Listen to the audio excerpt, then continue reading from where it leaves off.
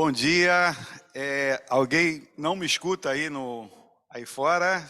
Escutam bem, que bom. Então vamos lá. Boker Tov. Temos aqui o prazer de estar desfrutando de um café da manhã festivo. Hoje tem um avirá de aniversários, tem muitos aniversários aqui na sinagoga. E para isso, né, nós vamos aqui cantar um parabéns, tá? E esse parabéns é especial aqui para a Janete, especial para o Luiz, especial para a Jordana e especial para a nossa Razanit Carla, que também fez 22 anos 21. Na segunda-feira. Então, Brito, vamos lá, gente. Então, vamos fazer essa Comemoração. Pode vir, Brito. Brito está trazendo uma surpresa aqui. Falaram que não ia ter, mas tem. Bolo de shakshuka. Bolo de shakshuka. O Charles estava. Olha aí. Parabéns para você nessa data querida. Muita felicidade, muitos anos de vida. Parabéns para você nessa data querida. Muitas felicidades, muitos anos de vida. Parabéns, Mazel Tov. Em Yiddish, em alemão. Em alemão e Yiddish. Vai em Yiddish.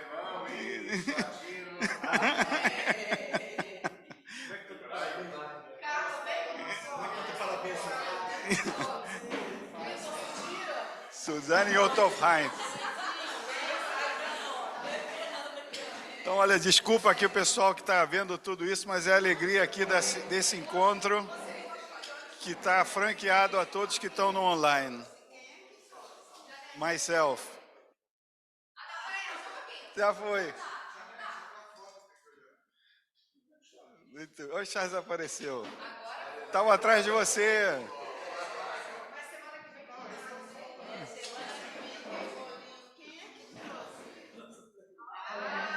Olha.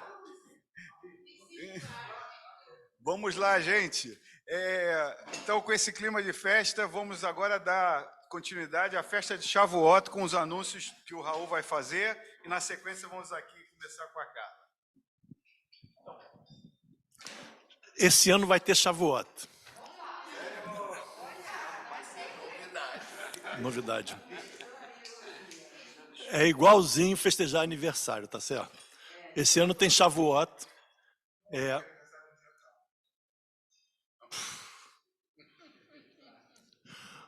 Cara dark.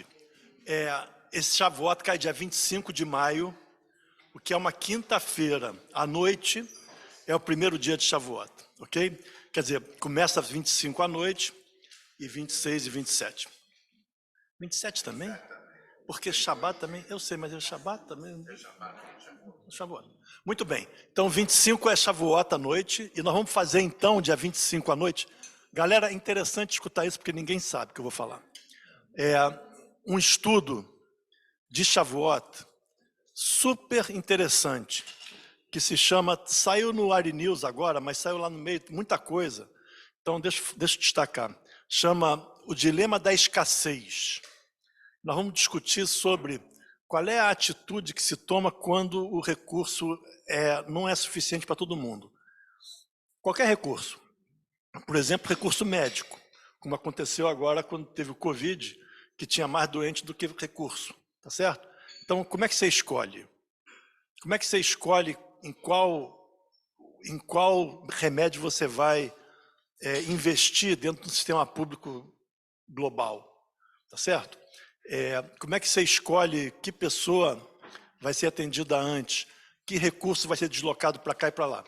Tanto no ponto de vista, nós vamos dar uma ênfase no ponto de vista médico, nós vamos ter 2 médicos falando sobre isso, uma pessoa que trabalhou nesse sistema de saúde pública, como é que chama? SUS, que decide o que vai ser comprado, e outro médico que é um médico clínico. Vamos ter 2 juristas também, o 2 juízes, na verdade, um juiz federal, um juiz estadual, um juiz federal e um desembargador estadual, que vão falar sobre essa questão do ponto de vista jurídico, como é que você resolve isso também, para quem direcionar o recurso, e nós vamos ter a questão judaica com o Sérgio Margulhos e a questão ética geral com um professor cujo nome é muito interessante, eu acabei de esquecer, eu acho que chama Marcelo Santos, ou algo semelhante. O Sérgio que inventou ele, não sei quem. Então, vai ser 7 horas aqui embaixo no Salão Nobre. Tem uma pequena hora do cafezinho antes, uma meia hora, e depois a gente vai começar. Vamos começar recitando os 10 mandamentos com a Carla e o André, e depois nós vamos fazer esse painel de discussão. São 6 pessoas bem interessantes para perguntar coisas boas e tal, e eu acho que vale demais a pena vir, dia 25, mesmo o pessoal que está fora, que está no Rio, mas está vendo pela internet, seria interessante vir. Quem vier aqui vai ter a oportunidade de perguntar para as pessoas, fazer um debate. Quem não vier não vai perguntar nada, não é? E quem não perguntar também não vai ter nenhuma resposta. Então isso é hã? Tem um lanche antes, tem alguma coisa antes, que eu não sei o que vai ser, mas vai ser bom. Isso é dia 25. Outra coisa que eu queria falar também, que não é relacionado com Shavuot, a Academia Judaica da CIP, que não é bem da CIP, mas é da CIP. Não é bem da CIP, porque, por exemplo, eu faço parte dela e eu não sou da CIP, certo? É maior que a CIP um pouco. Tem um curso que começa daqui a pouco, com o Mika Goodman, não é rabino, não. É um estudioso. O Mika Goodman, vale a pena você pegar o avião e ver ele aonde ele estiver falando, certo? Vale a pena. Eu já fui várias vezes ver ele, ele é do Hartman, já tive 3, 4, 5 sessões presenciais com ele, já conversei com ele e tal. Ele é uma sumidade e ele vai falar sobre o livro de Dvarim, não a revista é comigo, o livro é com ele. E é uma palestra, uma aula, que ele deu, uma série de aulas, são 6 aulas, sobre Torá, que é absolutamente imperdível. Absolutamente imperdível. Começa segunda-feira. A gente pegou essa palestra, transliterou, legendou, isso é costume, legendou ela, então ela é falada em inglês, legendada. Vai ter uma aula onde ele vai participar no final e vai responder perguntas, e em todo o ciclo, o Rabino Sternstein, da CIP, o Ruben, também vai no final pegar perguntas e fazer comentários. Eu, sinceramente, assim, quem gosta de Torá, estou falando para o povo que está lá em casa também, isso é absolutamente imperdível. Também quem mora fora do Brasil e tal pode se inscrever porque é online, né? É absolutamente imperdível. Não tem como deixar de ver isso. academiajudaica.org também está no boletim da Ari, na quinzena, Ari News. Ah, sim. E quem é sócio da Ari tem 50, bota do cupom lá, 50 sócio Ari ou algo assim, está escrito, no boletim, na quinzena da Ari está escrito. E quem não for sócio, bota também, que o desconto vai ser igual.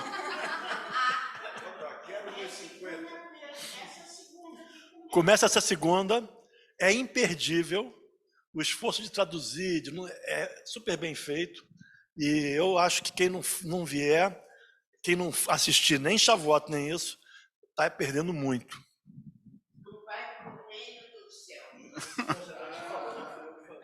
Olha, que programação, né? Que programações. Não vamos perder.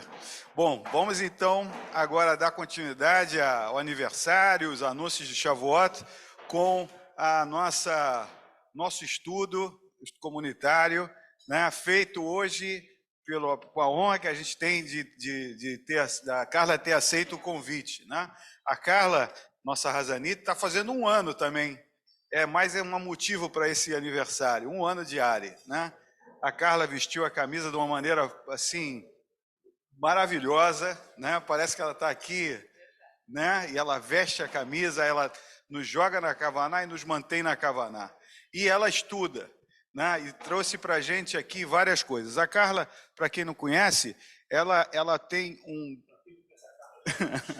Para quem não conhece o currículo, não, para quem não conhece o currículo da Carla, né? O currículo, gente. Ela é formada em canto lírico pela Universidade de Tel Aviv, tá? Ela é foi professora da Universidade Federal do Rio Grande do Sul. Formada professora. Pela Universidade Tá. Federal. Ela tem uma especialização em estudos judaicos, não é isso? E ela é mãe do Avrumeler. Avrumeler é o Tomer, tão simpático e está sempre aqui no nosso Minham de uma maneira assim tão diferente, especial, assim que dá para ver como você está encaminhando esse garoto. Olha, uma beleza. Então vamos lá, Behar e Berukotai. Por favor, Carla. Bom dia. Bom, dentro do meu currículo, realmente, a mãe do Avrumeler, que o Raul perguntou, é porque ele é Tomer Avraham. Então, ele virou Avrumeler. Bom, gente... Coitado do menino. Gente, é uma honra para mim estar aqui conduzindo o estudo. Espero que seja a primeira vez. Se eu fizer direito, me convidem de novo. Se eu não fizer, também convidem de novo, que a gente tem que dar outra chance. Não, até aprender. Até aprender, exatamente. E, enfim, vamos cair de cabeça nele. Maravilhoso que o Raul já me deu uma deixa sensacional. Se a gente está falando de escassez e de planejar recursos, essa é a semana para a gente falar sobre isso. Essa semana nós lemos 2 parashiot, Behar e Berukotai. Para quem não sabe, normalmente a gente lê uma parashá por semana, mas às vezes a gente lê 2. Né? Como, né? Se é muito fácil, aí não é judaico. E são 2 parashiot interessantes. Eu tomei a decisão de me focar em uma delas. Eu acho que se a gente foca numa, a gente tem mais formas de realmente aprofundar. Eu gostaria que a gente tentasse aprofundar. O meu instinto sempre me levaria para Berukotai. Berukotai é uma paraxá sensacional, onde a gente tem as bênçãos e as maldições, e é sempre muito forte. Mas dessa vez eu resolvi ir contra o meu instinto para também me desafiar. E resolvi entrar a fundo na paraxá de Behar. E por que é contra o meu instinto? Porque Behar é uma paraxá que ela pode parecer muito técnica. Muito técnica. A gente tem que falar muito números e de leis agrárias, coisas que, sinceramente, quando a gente está lendo, não é algo que nos inspire aquela kavaná, mas na verdade, a gente indo um pouquinho a fundo, a gente consegue achar essa kavaná. Essa é uma das grandes dificuldades, na minha opinião, a gente já conversou sobre isso nesse minyan mais de uma vez, a gente manter a kavaná nas coisas que a gente faz semanalmente, conseguir manter aquela intenção, e conseguir manter uma intenção de estudo e um aprofundamento em parashot que são difíceis e, na minha opinião, às vezes secas. Ao entrar a fundo em Behar, eu descobri que ela não é seca. Seca era a minha percepção muito superficial. Bom, Behar fala, primeiramente, sobre o ano sabático da Terra, tá? Da Terra de Israel. E se a gente vê, eu estou aqui com o meu Cloud, tá? Para poder citar para vocês diretamente das fontes, mas se refere a esse ano sabático como Shabbat, Shabbaton Adonai Laaretz. Então, Shabbat, todos os Shabbats para Deus da terra. Qual terra? A terra de Israel. Isso é importante mencionar. Ele se refere especificamente à terra de Israel. E o que isso significa? Esse ano sabático significa dar um Shabat para a terra, assim como nós, seres humanos, temos o Shabat, Deus tem um Shabat, a terra vai ter um Shabat também. Mas como é que isso funciona? Funciona que a terra vai ser usada durante 6 anos, onde ela vai ser cultivada, enfim, dentro das melhores condições. E no 7º ano será um ano de descanso para a terra. E nada poderá ser plantado, nada poderá ser cultivado nesse 7º ano. É importante também mencionar que esse 7º ano não é, eu vou contar os meus 6 anos, não, é uma contagem vantagem é que todo mundo faz junto, tá? Porque senão, né, também perde um pouco do sentido. Então, nada pode ser consumido, nada pode ser produzido nesse ano. Porém, é bom fazer essa ressalva, obrigada, Janete. O que é produzido naturalmente pela terra pode ser consumido. O que é produzido naturalmente? É o que cresce sem a gente plantar. Quer dizer, algo que caiu uma semente, que brotou, pode ser consumido, não pode ser vendido, e pode ser consumido por quem? Eu tenho aqui anotadinho, fiz. Não pode ser consumido, não pode ser vendido? Não pode ser vendido. Não pode ser vendido. Ele pode ser consumido pelo dono da terra, aliás, pelo dono da terra, na verdade, vou fazer um parênteses, quem é o dono da terra? Na verdade, é por isso que existe essa regra. Quem é o dono da terra? Deus. Apenas Deus é o dono da terra. Obrigada. A cantora precisa... Apenas Deus é o dono da terra. E nós temos... na Paraxá descrito, são aquelas coisas que não vêm pelo nosso achômetro e bem que estão escritas aqui, que nós somos, a terra é minha, versículo 23, a terra é minha, vocês são apenas estrangeiros residentes junto a mim. Então, o Shabat da terra, ele é dado, a ordem é pelo dono da terra, que é Deus. Quem pode consumir o que é produzido naturalmente pela terra? A pessoa que, né, é proprietária da terra, nesse sentido, seus servos, os seus trabalhadores contratados, os seus escravos, o gado e animais selvagens. E o que acontece? Meu Deus do céu, a gente não vai produzir comida. Como é que a gente vai se sustentar? Deus propõe pra gente algo muito difícil, que é confiar. É o desafio de confiar que será suficiente. Se a gente olha aqui, eu separei alguns versículos interessantes sobre essa questão de como é que a gente vai se manter. Não pode estocar. Não pode Aliás, estocar? mentira, pode estocar sim, pode sim. Nós temos aqui, através... Estocar. Versículo 20. Se vocês perguntarem o que comeremos no 7º ano, se não podemos nem semear, nem colher nossas safras, apenas o que é produzido naturalmente, que é muito menos. Ordenarei minha bênção a vocês no 6º ano, e assim se produzirá uma safra suficiente para 3 anos. Quando vocês semearem, no 8º ano, ainda estarão comendo velhos grãos daquela safra. Vocês ainda estarão comendo velho até o 9º ano, até a sua safra chegar. Então, é um desafio. É um desafio, Deus nos pede para confiar. E esse Shabat da terra, é muito interessante fazer o estudo histórico de como isso foi observado. Isso foi observado. Nosso povo teve problemas por causa desse Shabat da terra. Existem registros de revoltas que nós perdemos por as cidades estarem sem estocamento de alimentos, para a gente estar nesse ano sabático. Mas ele foi observado, e ainda na terra de Israel, em alguns Yeshuvim, isso ainda é observado.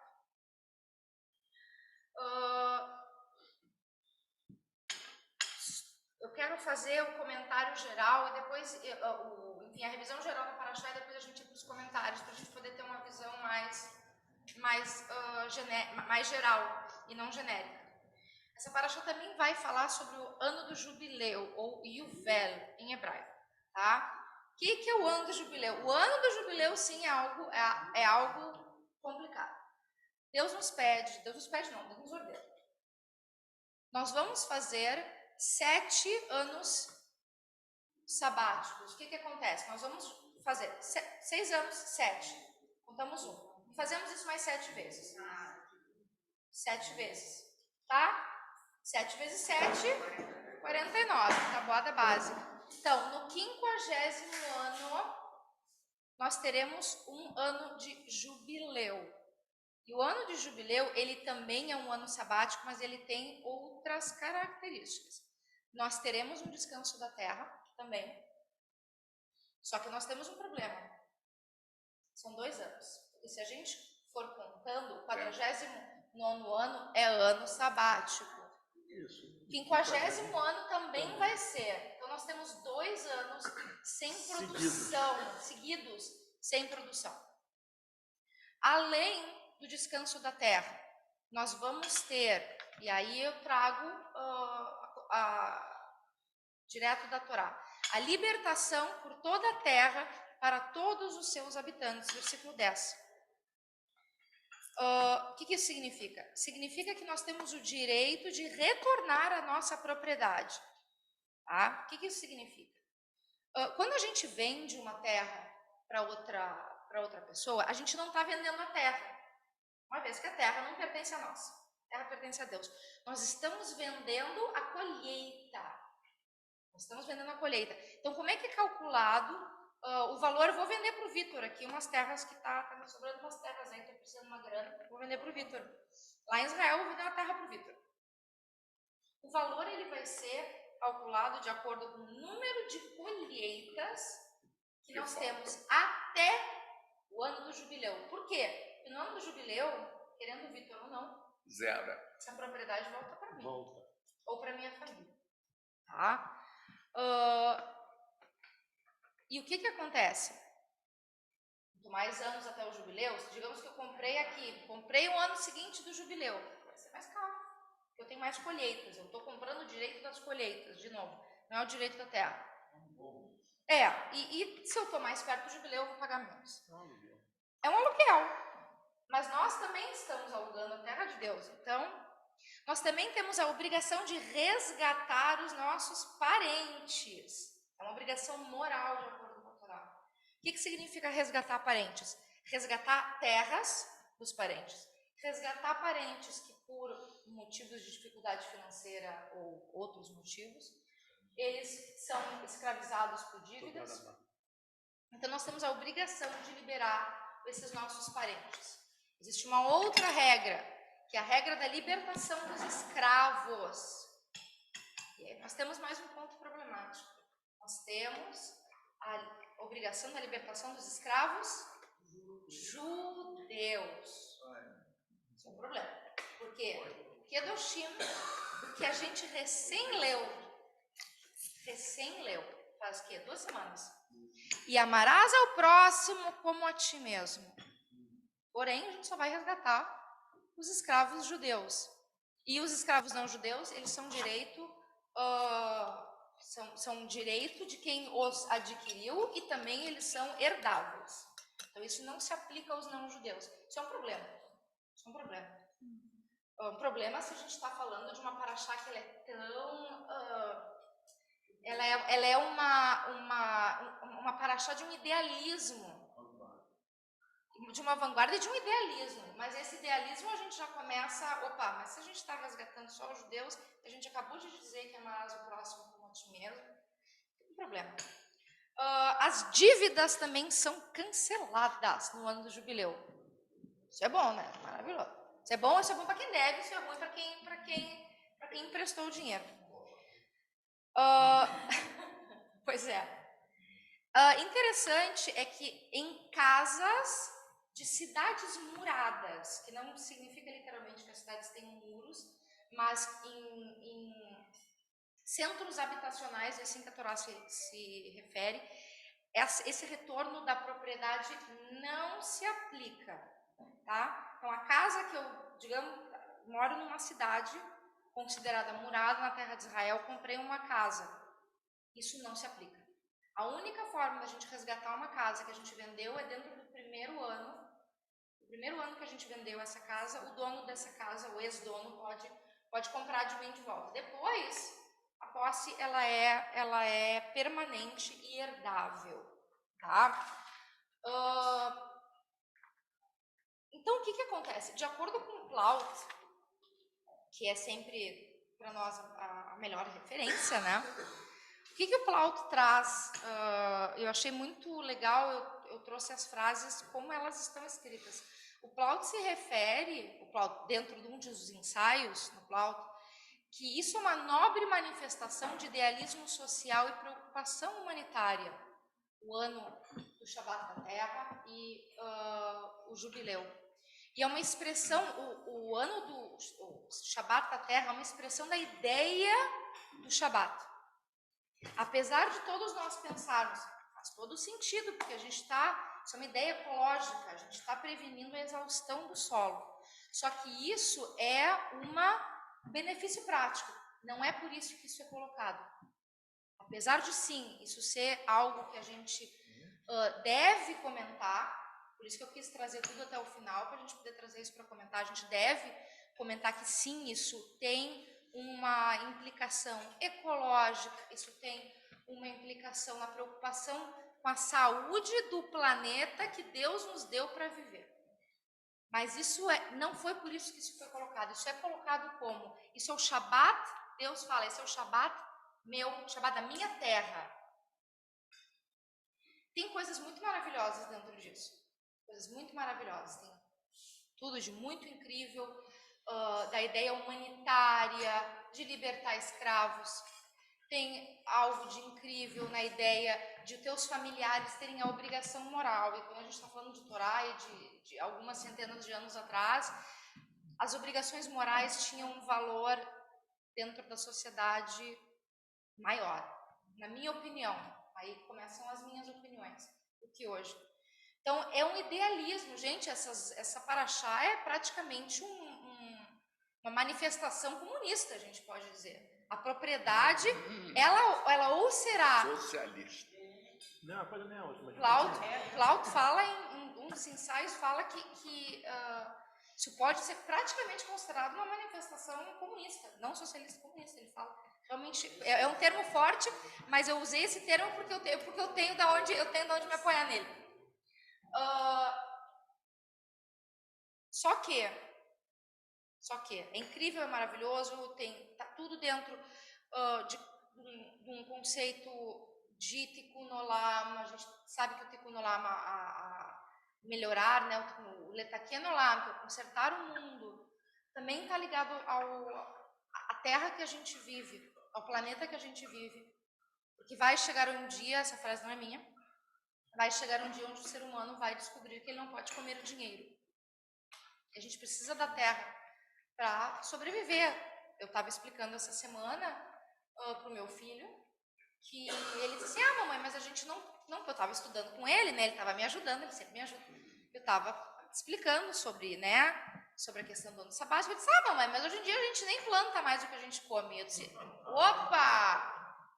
Eu, Carla, posso não plantar o que eu como, mas eu compro o que outras pessoas plantaram.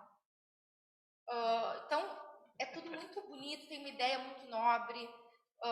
Ontem mesmo eu liguei para o Raul para trocar uma ideiazinha antes do estudo, para trocar umas ideiazinhas.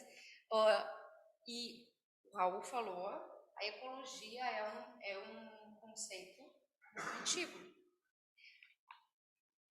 Talvez não como a gente trate a ecologia hoje. Não, porque hoje nós somos malucos. Eu acho que a gente sempre foi maluco, mas enfim. Enfim, quando eu fiz essa primeira análise da Parashá Behar, me veio todo um sentimento de ai, que coisa linda! Que coisa linda! E a gente tem uma tendência, claro, que a Torá é o nosso livro sagrado. A gente tem uma tendência de tudo que está na Torá é lindo e maravilhoso. Agora a pergunta é, tudo que está na Torá é lindo e maravilhoso? Aí eu olho para a Janete. Não. Tudo que está na Torá nem sempre é lindo e maravilhoso. Mas a Torá é coalhada de humanos, por isso é que pois é, exatamente. Um monte de coisa errada. Enfim, para terminar aqui, para passar a palavra para os demais. Com relação ao ano ao jubileu, Yovel, tá? Yovel. Existe registro que ele não foi tão observado quanto foi observado o Shabat da Terra, tá? Porque existe uma problemática realmente de sobrevivência. Então, foram feitos em vários momentos exceções à regra para a sobrevivência do povo, Interessante também, na questão do ano sabático da Terra, né? Uma vez a cada 7 anos, a gente tem um registro que o imperador Júlio César fazia uma isenção de impostos aos judeus. Não vamos esquecer que a Terra de Israel depois foi conquistada pelos romanos. Fazia uma isenção de impostos aos judeus no ano sabático. Mas outros imperadores não foram tão, vamos dizer, bondosos? Será que a gente pode dizer que um imperador romano foi bondoso? Então, muitas vezes, essa regra teve que ser, de alguma forma, adaptada. E, para finalizar, o que realmente, para mim, me soa problemático é porque que tudo isso só vale, já que a terra é de Deus, já que nós somos judeus, todos nós, não só nós judeus, tudo isso só vale para os judeus. Isso, para mim, é um problema. Quando a gente está falando numa questão idealizada de que isso tem uma questão de tikkun olam, mas só vale para os judeus. É porque você tem que contextualizar naquela época. Isso era absolutamente normal. Aí, bom, vamos passar. Eu aperto e agora vamos. Carla, assim, agradecemos muito trazer esse estudo dessa maneira tão bonita e tão empolgada e tão, né, eu vi poesia até no que você trouxe. Eu queria lembrar uma coisa que a gente esqueceu aqui, em fazer esse estudo em memória a Yom Tov Ben Oliel, tá? Estudo e comentários que já vieram e vão continuar vindo. E vamos aqui para a nossa listinha, temos Raul, Janete e Charles. Já.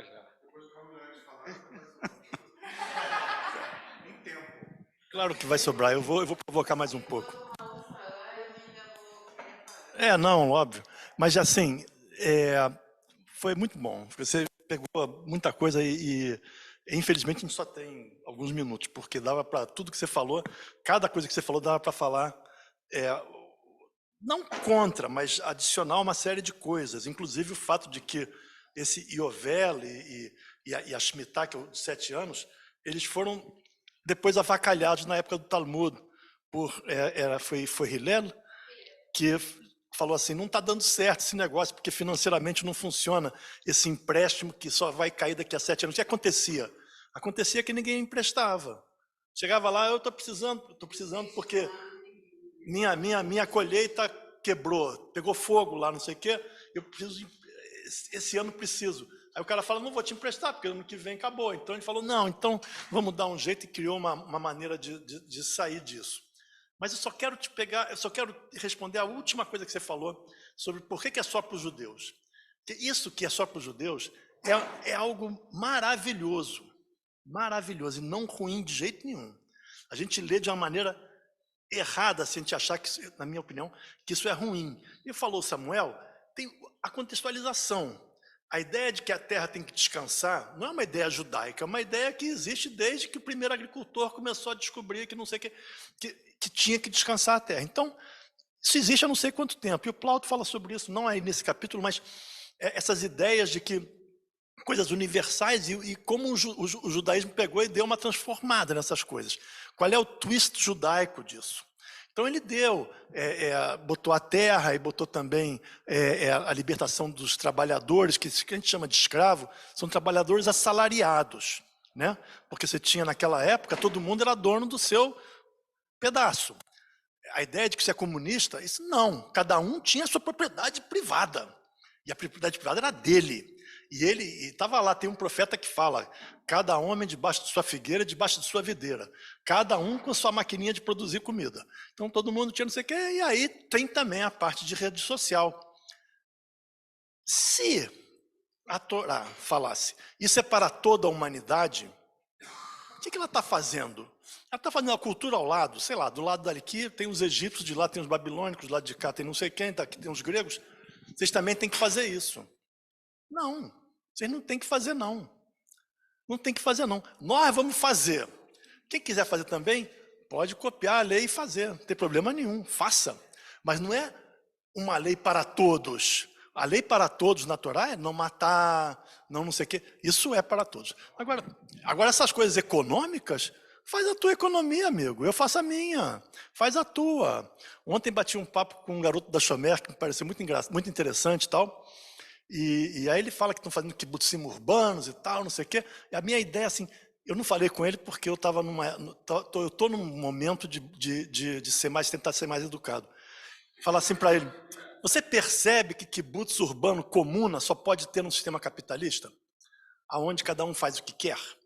Porque se você tiver num sistema socialista centralizado, você não faz o que você quer, não.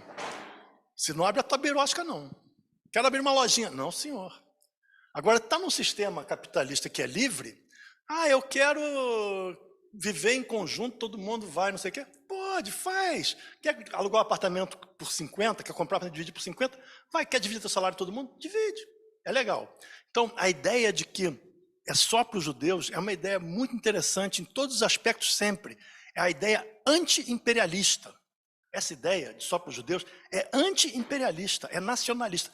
O nacionalismo não é igual a imperialismo, não é igual. Tem a nação e tem um império. O império é o império persa do garoto lá de Ahasverosh, do rei, da rainha Esther, não sei o que ele tinha 127 províncias, se eu não perdi a conta, né? 127. Ele tinha tudo, o mundo era dele.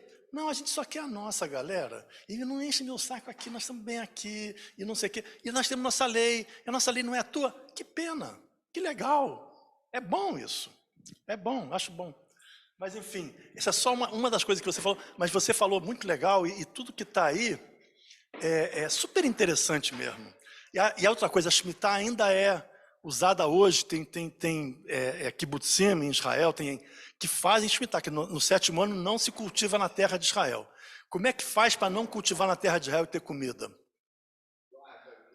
Não, senhor, ele faz um estradozinho em cima da terra e planta aqui. A terra está aqui embaixo, mas eu estou aqui em cima, não estou na terra. Isso eles fazem. Então as vaquinhas ficam ali, as coisas ficam ali, não tem problema nenhum. É a maneira de dar uma volta na Torá, igual o Hillel fez.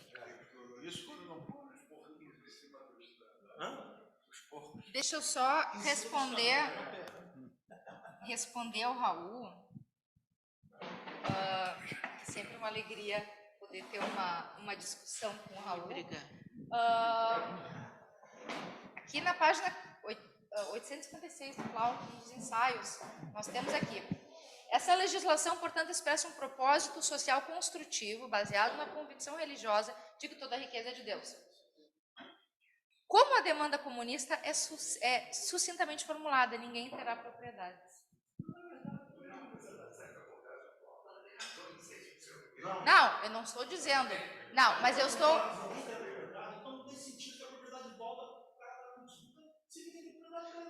A propriedade é de todos.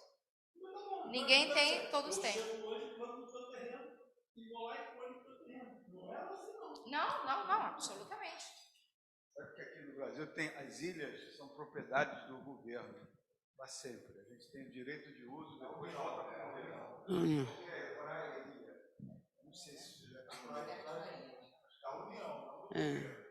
Bom, e a igreja também tem propriedades eternas.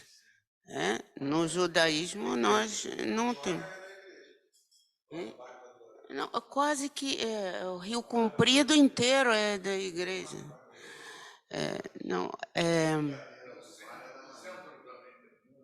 No centro tem, no Rio Comprido.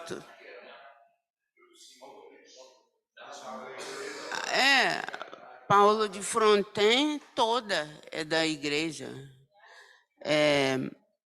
Não sei se não vou ser repetitiva. Primeiro, a Carla, gostei muito, mas eu acho que é até um parêntese, eu ia dizer isso um dia que eu fosse falar, eu ia pedir, mas vou aproveitar hoje com a Carla, que nós perdemos muito tempo em elogiar o discurso e a fala de todos os outros.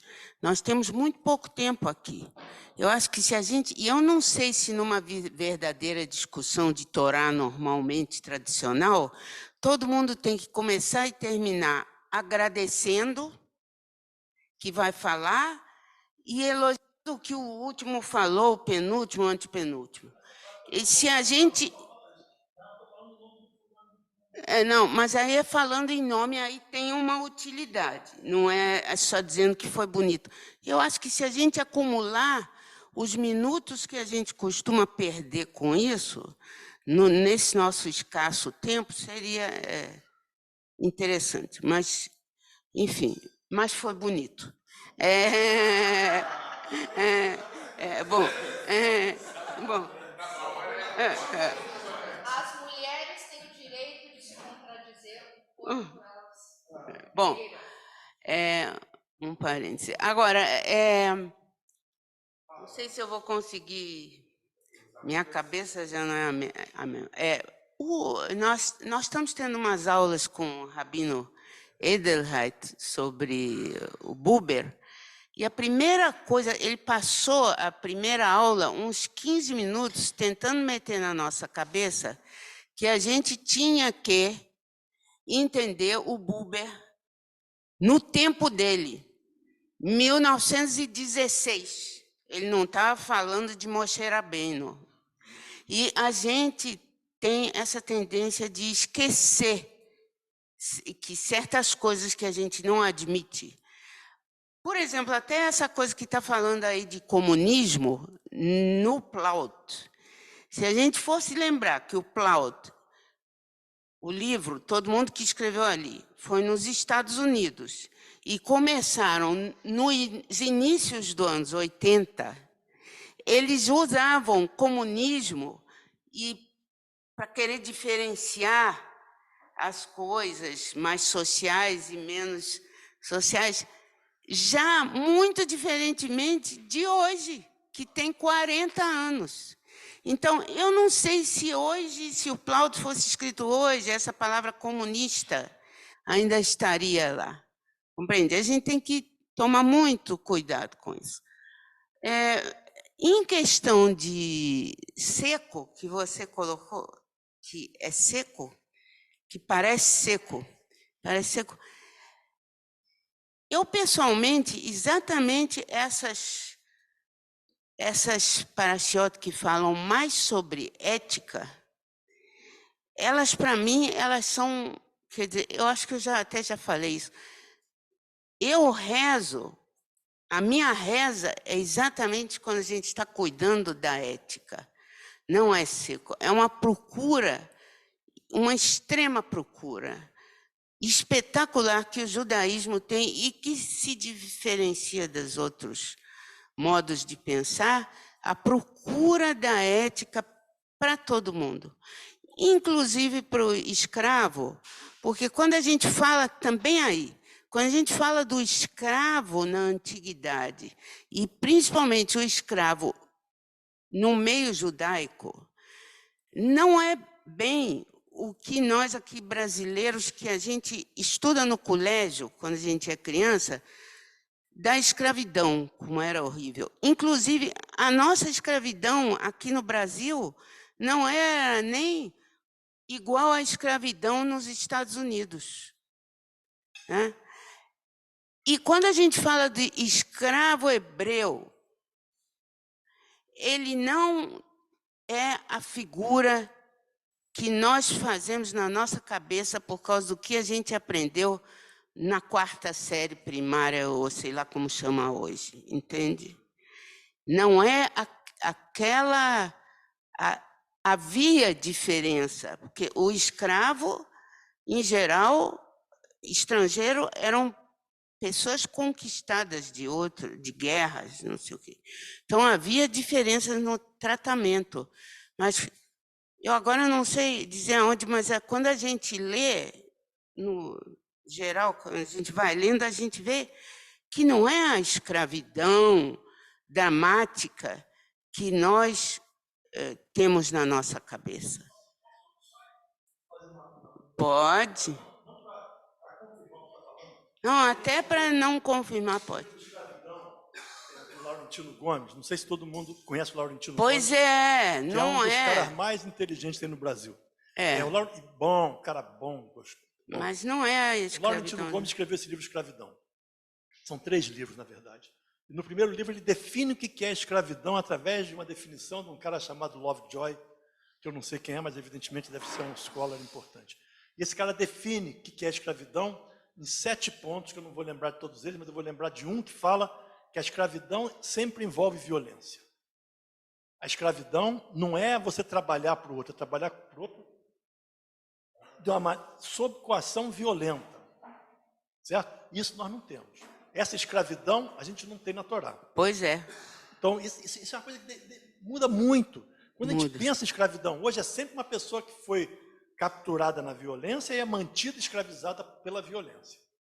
Não é isso que nós temos na Torá. Nós temos na Mais Torá ou o cara que- menos, porque, em geral, eram pessoas capturadas. Não.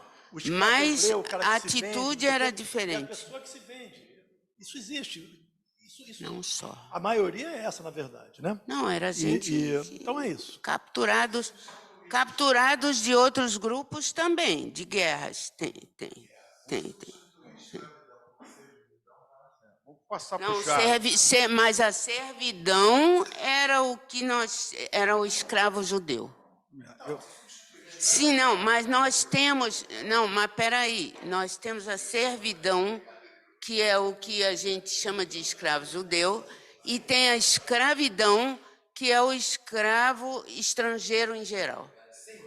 Tem essas diferenças. Ajuda a entender isso que você está falando e essa Diferenciação. diferenciação se substituir por servidão. Mas não pode substituir, porque o escravo estrangeiro Estou falando realmente... do judeu, ele tinha um esquema de servidão.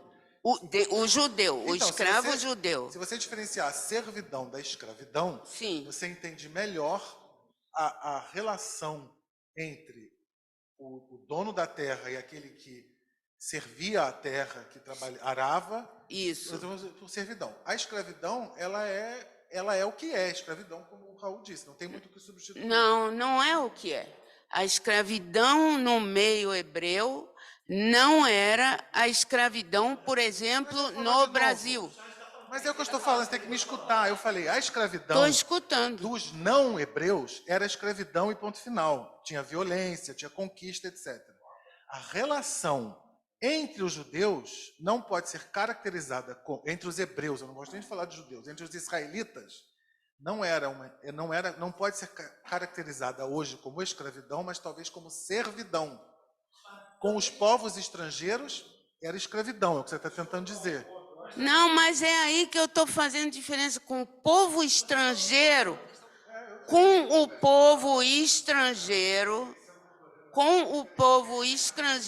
que nós usamos. A força de trabalho. Nós usamos a palavra escravidão, mesmo aí a escravidão não é a mesma da escravidão violenta da qual o Laurentino Gomes fala. Ah, tá bom. É isso que eu estou querendo colocar. Isso. Isso.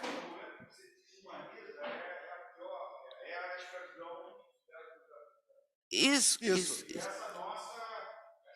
Essa desse tempo é uma escravidão que ainda foi usada por algumas coisas. Quer dizer, nós estamos falando de 3 coisas. Servidão, nós estamos falando de 3 coisas. Servidão na Antiguidade Judaica, escravidão na Antiguidade Judaica e escravidão nos tempos modernos. São 3 coisas. Gente, eu gostaria de, como condutora do estudo, eu gostaria de agora fazer Mas eu não falei o que eu queria falar depois de você Tá. falar. Tá? Mas eu acho que o grande papel de quem conduz é trazer se não a discórdia, mas eu respeitosamente discordo que a gente possa fazer, apesar de sim, a gente pode escravidão por violência, mas as regras eram diferentes, mas não era bem assim. Ok. Escravidão é escravidão. Ela pode ter regras menos terríveis ou mais terríveis, mas isso está previsto. Estou falando da escravidão não voluntária, tá? Mas ainda assim, um escravo.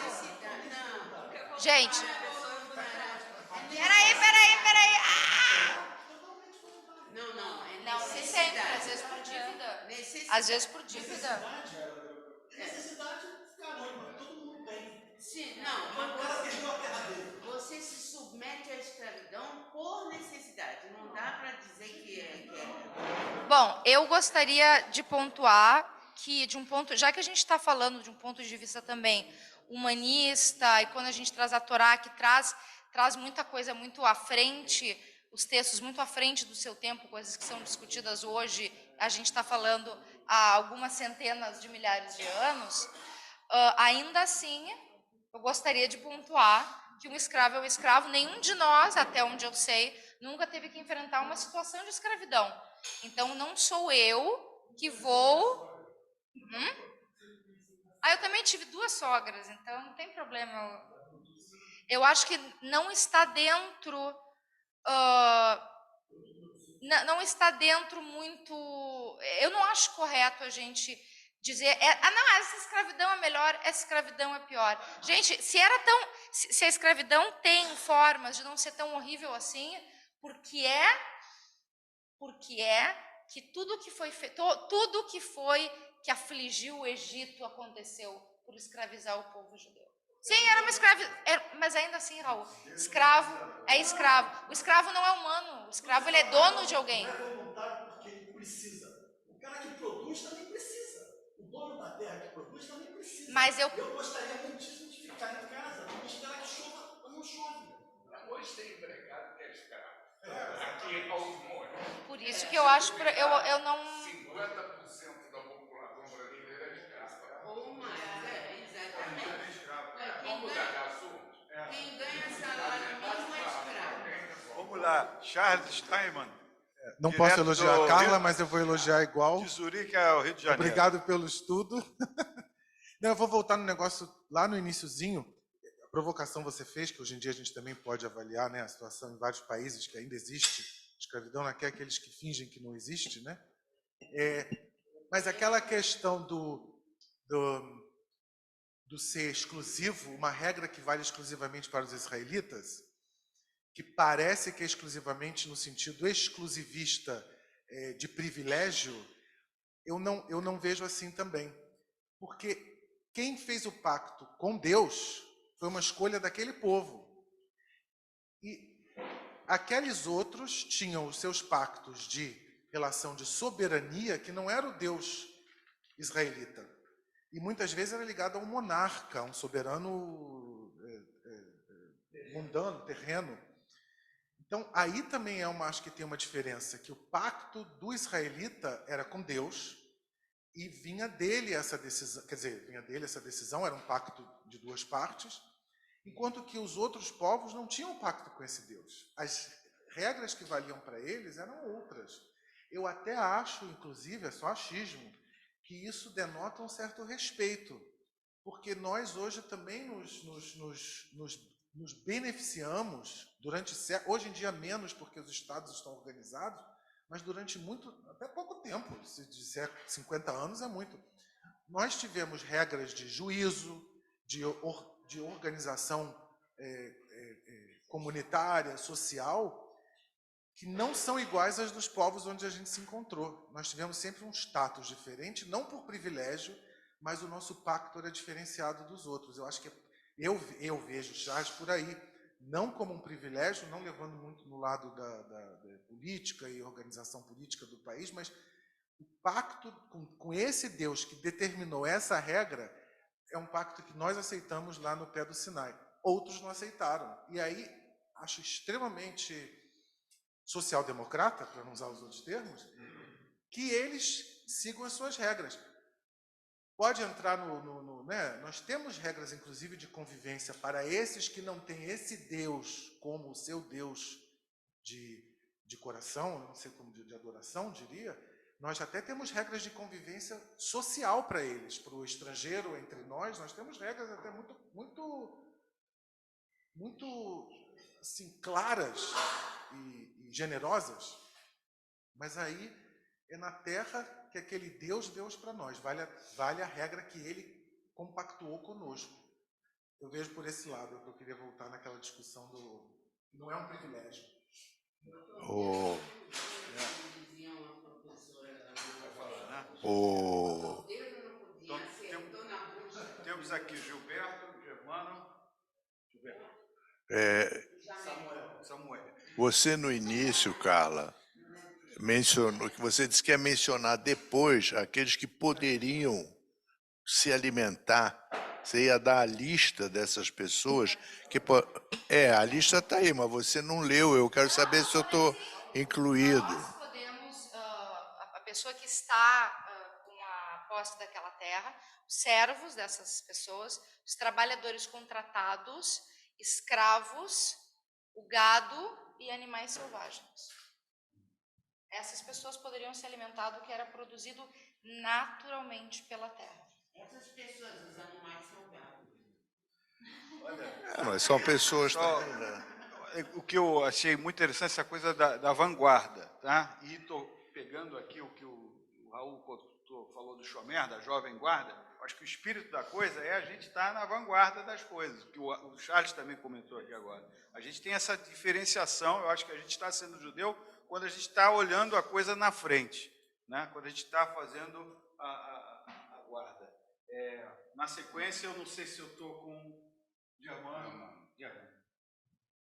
Bom, primeiro agradecer a Carla pelo estudo que fez. E nessas duas parashiotas, eu achei terrível a história de causa e efeito. Quer dizer, se você fizer assim, tudo bem, se não fizer, não. Eu acho que não corresponde à realidade de forma alguma. Mas eu vou concluir. O Paulo te fala em leitor moderno. E eu entendo que o leitor moderno é aquele que deduz com raciocínio. Então, pelo raciocínio lógico, posso concluir que a herança bíblica nos faz refletir sobre regras existenciais que não obedecem simplesmente a causa e efeito, conduzindo para esculpir, na realidade, uma vida com significado e propósito. Mas fica muito difícil obedecer simplesmente o que está na Torá. Nem é católico.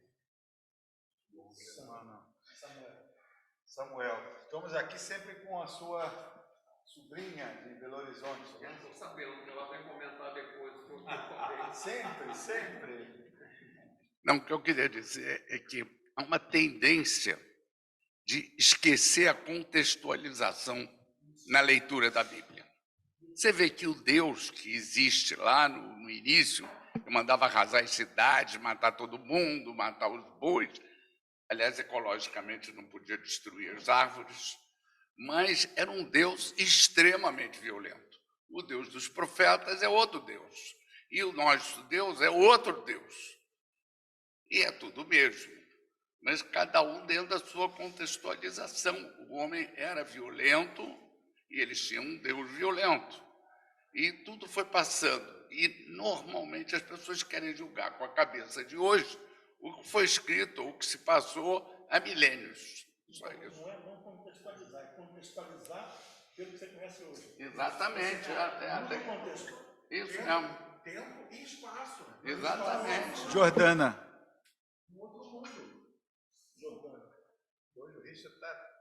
Só que no sétimo ano e nas repetições, no sabático, o que os servos, os escravos faziam? Pois essa é uma das problemáticas dessa que se observa. O que as pessoas vão fazer, da onde é que elas vão conseguir se manter, o que o trabalhador vai fazer. Então, realmente, isso é uma pergunta que se faz, que nós temos que nos fazer. Não. Ele era liberado no jubileu. No jubileu. Não, no jubileu. Os escravos são liberados no jubileu. Nesse sétimo ano, sim. Por isso que nós temos tantos registros dessa regra ser, às vezes, vamos chamar de adaptada. Adaptada durante as centenas de anos, dos milênios, dentro da primeira, a primeira comunidade, segunda comunidade, dentro do contexto do templo.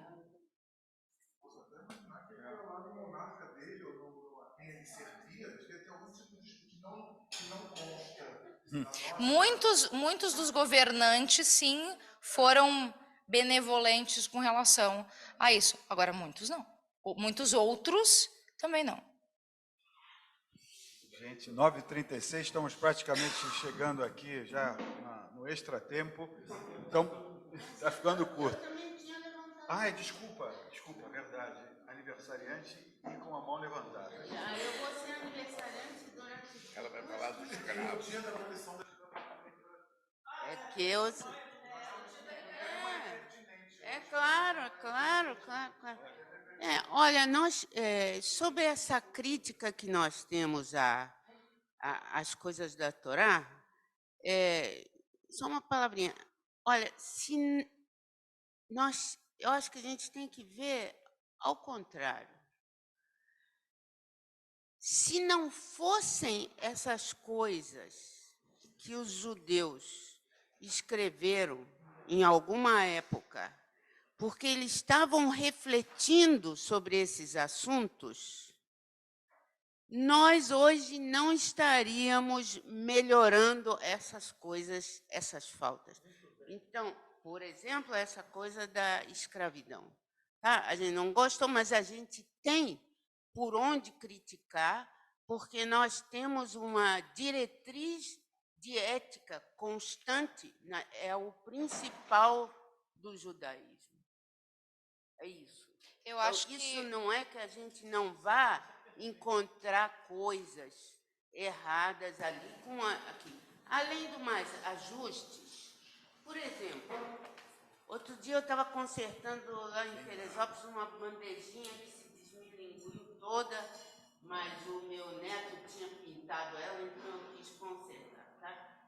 Aí eu comecei a botar uns pregos que ela não tinha, mas quando eu botei um prego, eu prendi, eu senti que eu desajustei uma outra coisa que eu tinha que ter botado antes o prego no outro lugar e depois o prego nesse lugar que eu tinha colocado. Quer dizer, eu tive que fazer ajustes. Nós temos que fazer ajustes nos pensamentos ideológicos, nas nossas ideologias, do mesmo jeito. Sem dúvida, não é por nada que o povo judeu é chamado de a luz entre as nações. Está dentro da nossa obrigação analisar, perguntar e discutir, questionar. Está dentro da nossa obrigação enquanto povo. A Torá não foi nos dada, sim, para a gente obedecer, mas também para a gente questionar e seguir sendo, sim, a luz entre as nações. Isso... Mas, Carla, é isso que a gente faz toda quinta-feira. Exatamente, é isso que a gente faz toda quinta-feira, maravilha. Falar nisso, a gente está aqui terminando o final do livro Vaikra, né? Semana que vem vamos ter o início do livro com Charles Bamidbar. Vai estar aqui, Charles? Não, vai ser por ali. Vai estar por ali, ele vai estar em algum lugar do mundo. E estão todos convidados. Mas assim.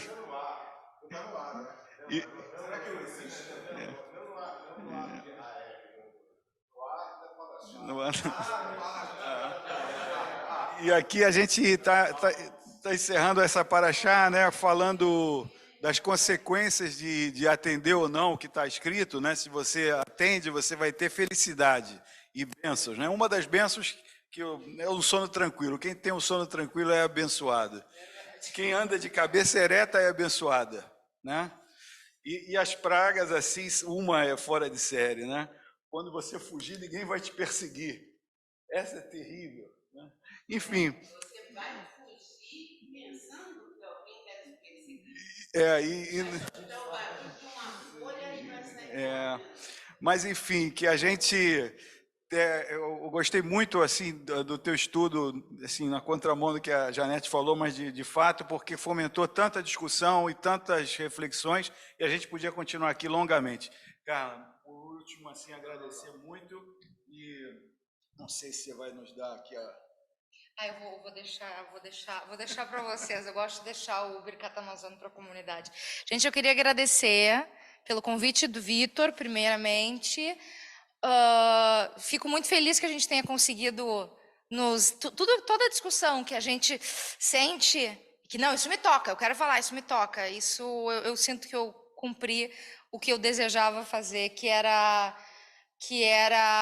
provocar, porque eu amo essa comunidade, amei quando eu vi a Janete chegando aqui de manhã, que eu gosto, porque eu acho super importante.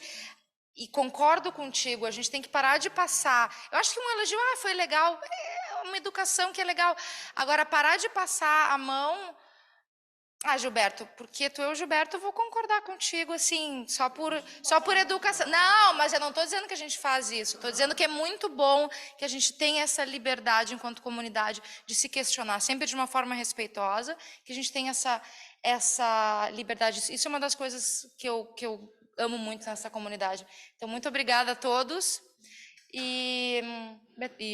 Bom dia. Bom dia. Parabéns, cara.